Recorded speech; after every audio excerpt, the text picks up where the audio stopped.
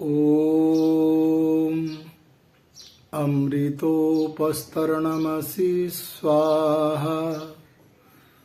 ॐ अमृतापिधानमसि स्वाहा। ॐ सत्यं यशः श्रीर्मयि श्रीः श्रयतां स्वाहा। आदरणीय पवित्र आत्माओं, अभी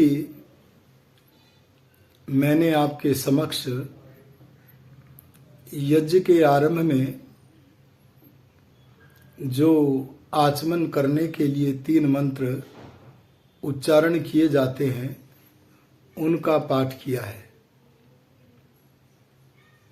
आज हम इन मंत्रों का कुछ अर्थ आपके समक्ष व्यक्त करना चाहते हैं। पहला मंत्र है ओम अमृतोपस्तरणमसि स्वाहा। ओम परमात्मा का मुख्य नाम है, अर्थात मैं परमेश्वर को स्मरण करता हूं। अमृत, परमात्मा अमर है, इसलिए परमात्मा को यहां अमृत कहा है। और जीवनदायी शुद्ध जल भी अमृत स्वरूप है, इसलिए यहां शुद्ध जल का नाम भी अमृत है। इन दोनों को इस मंत्र में उपस्तरणम, नीचे का बिछौना कहा गया है। अर्थात प्रथम मंत्र से याजक कहता है कि हे अमर परमेश्वर, हे अमृत स्वरूप जल, तू उपस्तरणम, मेरा नीचे का बिछौना असि है। इसी प्रकार से दूसरा मंत्र है ओम अमृतापिधानमसि स्वाहा। पहले मंत्र में हमने परमेश्वर को और जल को बिछौना कहा है, और बिछौना कहकर के कहा है स्वाहा, मैं आचमन के द्वारा अपने हृदय में अथवा प्राणाग्नि में तुझे धारण करता हूं। ऋषिदान ने कहा है कि हृदय तक जल पहुंचे, अर्थात कंठ के कफ और पित्त की निवृत्ति हो, यह जल से आचमन करने का एक प्रयोजन है। लेकिन यहां हृदय शब्द से यह भी विदित होता है कि परमात्मा को इस आचमन के प्रतीक से हम हृदय में धारण करें। द्वितीय मंत्र में भी ओम शब्द प्रभु का निज नाम है। यहां पर हम प्रभु को स्मरण करते हुए कहते हैं अमृत, हे अमर प्रभो अथवा अमृत स्वरूप जल, तू अपिधानम असि, तू हमारा ओढ़ना है। असि माने है। स्वाहा, मैं तुझे अपने हृदय में अथवा प्राणाग्नि में आहुत करता हूं। तो इस प्रकार से याजक अपना बिछौना और अपनी ओढ़नी परमपिता परमात्मा को बनाता है। अपने को परमात्मा के मध्य में रखकर, परमेश्वर में अपना प्रणिधान करके, अपने आप को परमेश्वर को समर्पित करके, ईश्वर प्रणिधान करके, तृतीय मंत्र में वह कामना करता है ओम सत्यम यशः श्रीः श्रीर्मयि श्रीः शयताम स्वाहा। वह कहता है कि हे प्रभु, आपका ओम नाम सर्वोत्तम नाम है। मैं आपको स्मरण करते हुए ध्यान करता हूं कि एक वस्तु है सत्य और दूसरी वस्तु है यश। ये सत्य और यश नामक दोनों वस्तु श्री ही बड़ी अमूल्य संपत्तियां हैं। ये दोनों अमूल्य संपत्तियां शरीरमयी मेरे में ये दोनों अमूल्य संपत्तियां धारण करता हूं। यह कैसे धारण कर लेता है इस संपत्ति को अपने आत्मा में आचमन के द्वारा? इस विषय को हमें थोड़ा जानना चाहिए। जैसे हमारा नवजात प्रिय शिशु होता है या थोड़े बड़े होने पर भी जो शिशु होता है, उसे हम नीचे शीत आदि से सुरक्षित करने के लिए गद्दे को बिछाकर उसके ऊपर अच्छी सी चादर बिछाकर लिटाते हैं और उसके बाद मखमली चादर ऊपर से उसे उड़ा देते हैं। जैसे वह बालक ओढ़ने बिछोने के मध्य में रहकर पूर्णतया सुरक्षित रहता है, शीत आदि से सुरक्षित रहता है, ऐसे ही इस जीवन रूपी कर्म क्षेत्र में कर्म करता हुआ याजक परमात्मा को अपना बिछौना और ओढ़नी बनाता है। वह कहता है कि हे प्रभो, मैं अपने आत्मा को आपके मध्य में रखता हूं, आपकी अध्यक्षता में अपने समस्त कार्य करता हूं, आपको समर्पण भाव होकर के मैं अपने सब कार्य करता हूं। इस प्रकार करने से आप ही मेरे बिछौनी हैं, आप ही मेरे ओढ़ने हैं।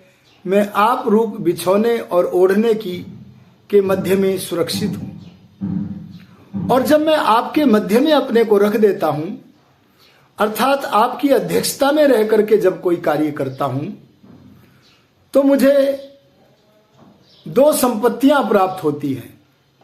जब कोई ईश्वर समर्पण करते हुए कार्य करता है तो वह निश्चित रूप से सत्य का आचरण ही करेगा। वह मनसा वाचा कर्मणा सत्य को ही धारण करेगा। और यदि कोई मनसा वाचा कर्मणा सत्य को धारण करता हुआ कार्य करता है तो उसे यश नामक संपत्ति भी परिणाम स्वरूप प्राप्त हो जाती है। इस तृतीय मंत्र में वर्णित सत्य और यश बड़ी अमूल्य वस्तुएं हैं। ये दोनों अमूल्य वस्तुएं मेरे में आश्रित हो जाएं। ये मेरे में आश्रित तब होंगी जब मैं याजक परम पिता परमात्मा को अपना अध्यक्ष बनाकर सारे कार्य करूंगा। अब मुझे ध्यान करना होगा, ईश्वर को मानना, उसकी आज्ञा में रहना, ये मेरे लिए जीवन है। और परमेश्वर की आज्ञा को भंग करना, ये मेरे लिए मृत्यु के तुल्य है। इसलिए मुझे अब सत्य को उत्पन्न करना होगा।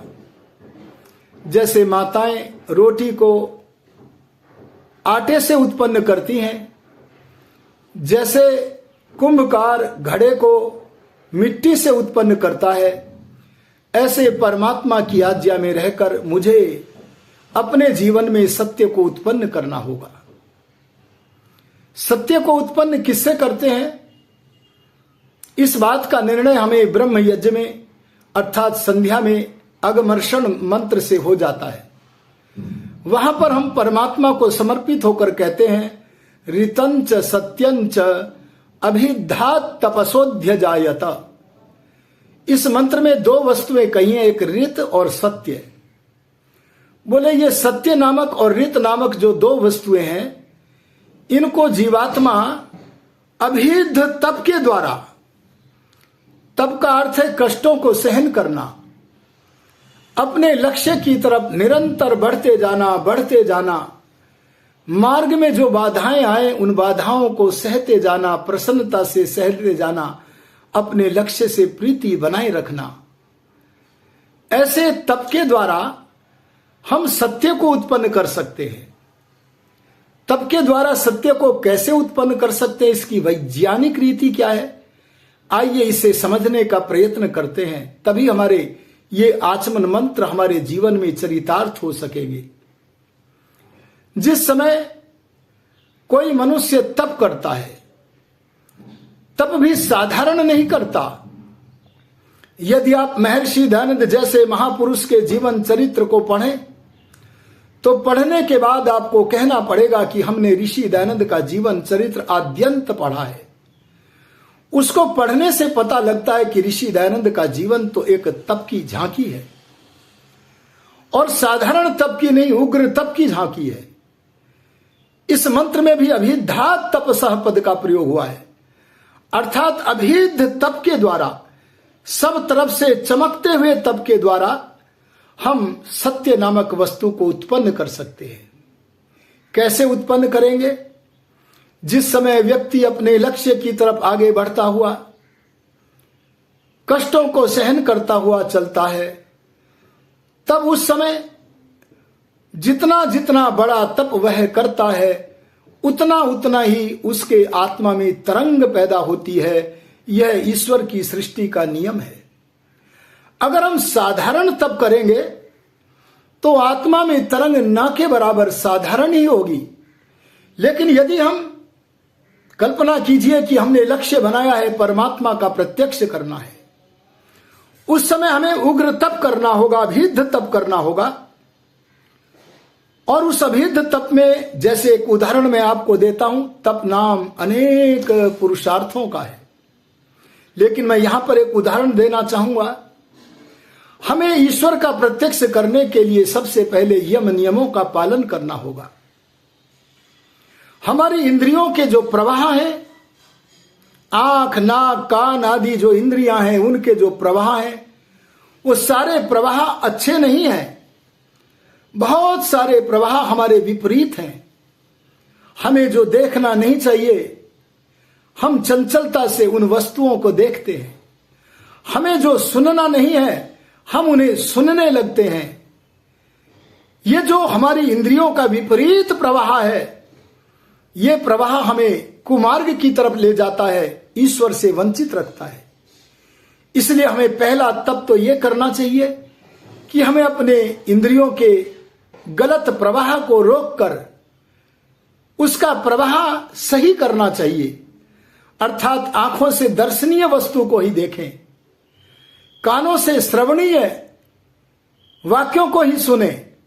अगर हम इस प्रकार से अपने इंद्रियों की धारा, उसके प्रवाह को परिवर्तित करके कल्याण मार्ग की ओर ले चलते हैं, तो उस समय कल्याण मार्ग की ओर ले जाते समय हमें कष्ट होता है, क्योंकि हमारी इंद्रियों में विपरीत मार्ग पर चलने का जन्म जन्मांतर से स्वभाव है।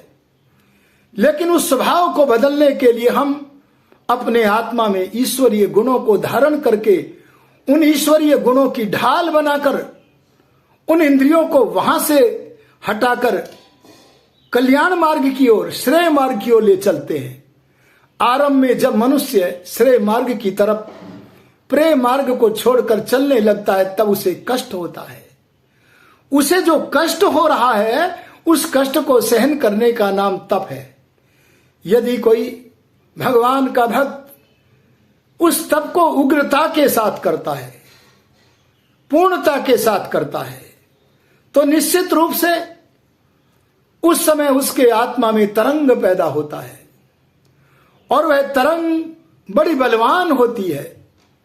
अगर अपने लक्ष्य की तरफ चलते चलते मार्ग में कोई बहुत बड़ा पाप का ढेर भी आ जाए, तो योगी उस पाप के ढेर को धक्का देते हुए ब्रह्म की तरफ चल पड़ता है।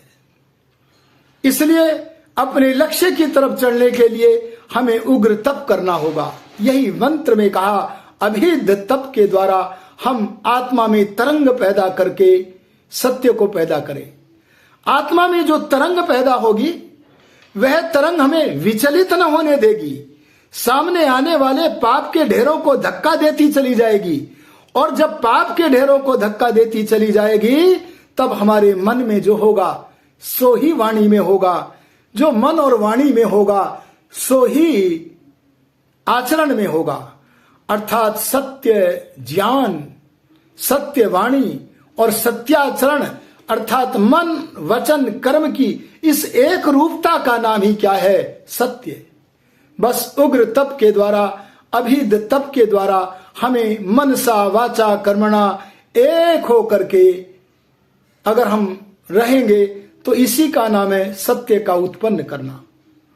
और जब जब हम सत्याचरण करने लगते हैं, महर्षि मनु हो या महर्षि दयानंद हो, उन्होंने हमें कहा है मनः सत्येन शुध्यति। अरे हम ज्ञान को ग्रहण करके अगर आचरण में नहीं लाते हैं, अगर हम किसी ज्ञान को ग्रहण करके मनन करते हैं, उसे निर्णय भी कर लेते हैं लेकिन व्यवहार में नहीं लाते, तो ऐसा आचरण के बिना जो ज्ञान है वो हमें पवित्र नहीं कर सकता। आचारहीनम न पुनन्ति वेदाः, यह वाक्य सत्य है। लेकिन वही ज्ञान जब हमारा आचरण में आ जाता है, अर्थात सत्याचरण होना प्रारंभ हो जाता है, तब उस समय निश्चित रूप से हमारा मन वचन कर्म एक हो जाता है। और जब हम मनसा वाचा कर्मणा एक हो जाते हैं, समझ लीजिए कि हमने सत्य नाम की संपत्ति को अपने आत्मा में धारण कर लिया है। यह धारण करना परमात्मा की अध्यक्षता में ही होगा।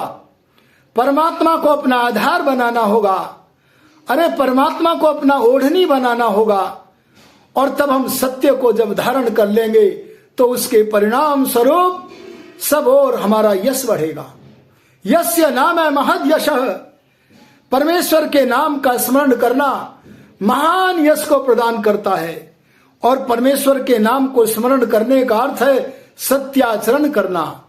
भगवान के नामों में भरे हुए जो भगवान के गुण हैं, उन गुणों को अपने व्यवहार में लाना, यह है सत्य नाम की संपत्ति को आत्मा में आचमन करना। आमने समंत रूप से चम धातु का अर्थ है खाना और अन प्रत्यय है क्रिया अर्थ में, भाव अर्थ में, आधार अर्थ में, साधन अर्थ में।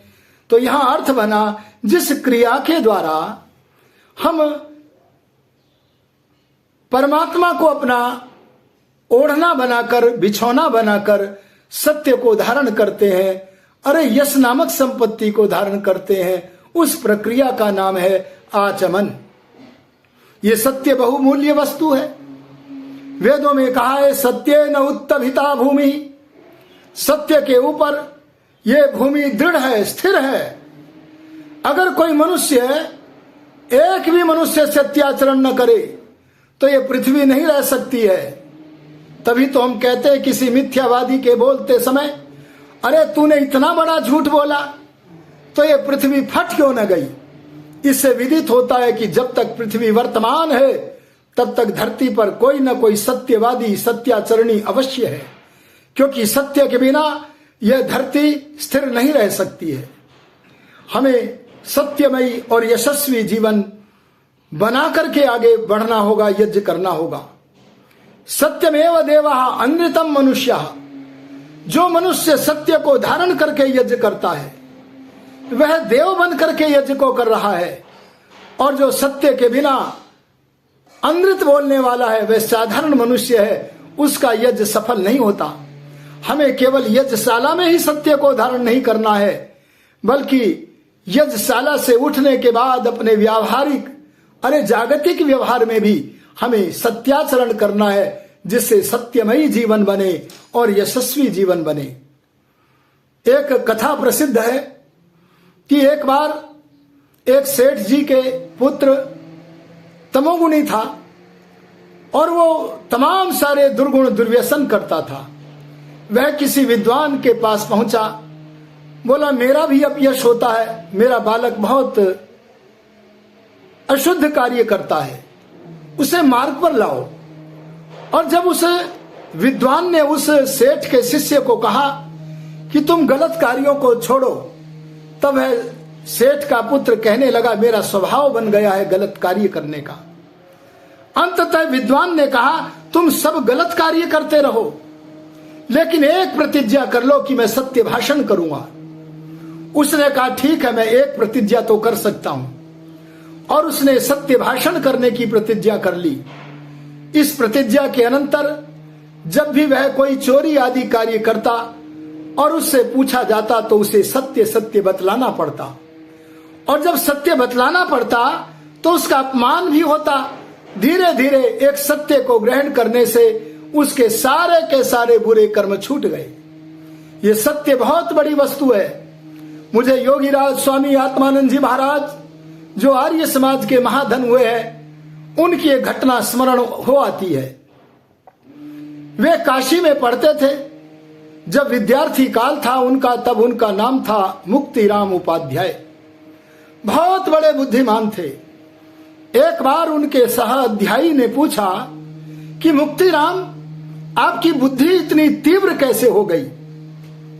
अगर ये बताया जाए कि मेरी बुद्धि इतनी तीव्र कैसे हो गई, तो मुक्तिराम को लगा कि मुझे अपने प्रशंसा के वाक्य बोलने पड़ेंगे। इसलिए उत्तर को टालते हुए मुक्तिराम बोले, अरे भाई, ए मित्र, ये तो जब होनी होती है हो ही जाती है। मैं तो बस प्रसन्न रहने का प्रयत्न करता हूं। जब उन्होंने ये कहा कि मैं प्रसन्न रहने का प्रयत्न करता हूं, तब उनके साथी ने पूछा, मित्र प्रवर, यही बता दो कि आप प्रसन्न कैसे रहते हो? प्रसादे सर्व दुखानाम हानिरस्योपजायते। गीता में कहा है, प्रसन्न रहने पर सारे दुखों का विनाश हो जाता है। हम अपने दुखों का विनाश कर सके, प्रसन्न रह सके, इसी का उपाय बता दो। तब योगीराज स्वामी आत्मानंद जी को बोलना पड़ा और उन्होंने कहा कि मैं अपना कोई भी कार्य जब करता हूं तो उसका आधार सत्य होता है। पूछने वाले साथी ने पूछा, एक मृषावादी, एक झूठ बोलने वाला व्यक्ति झूठ बोल करके कैसे अप्रसन्न होता है, और आप सत्य बोल करके प्रसन्न कैसे रहते हैं? तब मुक्तिराम उपाध्याय ने कहा था अपने विद्यार्थी काल में, एक मृषावादी मनुष्य, एक मिथ्या भाषण करने वाला मनुष्य मिथ्या बोल करके मौन नहीं होता, बल्कि वह अपने मिथ्या भाषण को छिपाने के लिए भीतरी प्रयत्न करता है। यह जो भीतरी प्रयत्न करता है उसे छुपाने के लिए इससे इसका अंदर का अर्थात मन अशांत हो जाता है, अप्रसन्न हो जाता है। लेकिन जो मनुष्य सत्य बोलता है वह सत्य स्वाभाविक होता है, सहज होता है, उसे बोल करके शांत हो जाता है। ये शांति अर्थात उपद्रव रहित अवस्था ही प्रसन्नता का कारण है। मैं इस प्रकार से सत्य आचरण करता हुआ प्रसन्न रहता हूं, सारे दुखों से मुक्त रहता हूं। इसीलिए इन आचमन के मंत्रों में कहा कि हम तृप्ति पूर्वक सब तरफ से संपूर्णता के भाव से इन 3 घूंट पानी को पिए और अपने मन में परमपिता परमात्मा को धारण कर ले, हृदय में धारण कर ले, उसकी अध्यक्षता में रहकर सत्याचरण करें। परिणाम स्वरूप यश नामक अमूल्य संपत्ति की भी उपलब्धि होगी। ऐसा हमें करना चाहिए। यहां हमारे सामने एक घूंट जल जो कि हृदय प्रदेश तक ही जावे। देखो भगवान ने हथेली कैसी बनाई है कि इसमें एक घूंट ही जल आता है, जो हृदय प्रदेश तक पहुंचे इतना ही जल आता है। बस उस जल को हम पीते हैं। ये जल प्रतीक है। यज्ञ की वस्तुएं क्रियाएं प्रतीक हैं। इन प्रतीकों का प्रत्यायनीय कोई और है। प्रतीक उसे कहते हैं जो हमारे सामने दृष्टिगोचर हो रहा है, जल दृष्टिगोचर हो रहा है और हमारे प्रत्यय के योग्य, अरे प्रत्यायनीय, अरे जानने के योग्य। ये जो वस्तु है वो जल का प्रतीक, जल प्रतीक का जो प्रत्यायनीय है वह है सत्य। जल पिए ना पिए, लेकिन इस जल को पीते समय हम यह धारण करें मन में कि मानो हम सत्य को धारण कर रहे हैं, परमात्मा को अपनी ओढ़नी और आधार बना करके, बिछौना बना करके उसकी अध्यक्षता में सत्याचरण को अपने आत्मा में धारण कर रहे हैं। हम केवल जल को नहीं पी रहे हैं। अरे वेद में तो जल को सत्य कहा है। इसलिए जो सत्य को धारण करता वह मेध्य होता है। जैसे जल मेध्य है, ऐसे जिसने सत्य को धारण करके यज्ञ वेदी पर आगमन किया है वह देवता बन करके यज्ञ करता है। देवता बन करके हमें यज्ञ पर बैठना चाहिए। कहा है विश्वे देवाः यजमानश्च सीदत। यज्ञ वेदी पर यजमान समेत सब देवता बैठ करके यज्ञ करें और उसके लिए हमें 3 आचमन करके अपने जीवन को सत्यमय और यशस्वी बनाने का निर्णय करना चाहिए। कर्तव्य पथ पर चलना चाहिए, भगवान की अध्यक्षता में रहना चाहिए। आशा करता हूं कि इन 3 मंत्रों से प्राप्त होने वाले इन रहस्यों को हम अपने जीवन में धारण करके अपने जीवन को अग्र गति प्रदान करेंगे। इन्हीं शब्दों के साथ वाणी को विरमित करता हूं। ओम शम।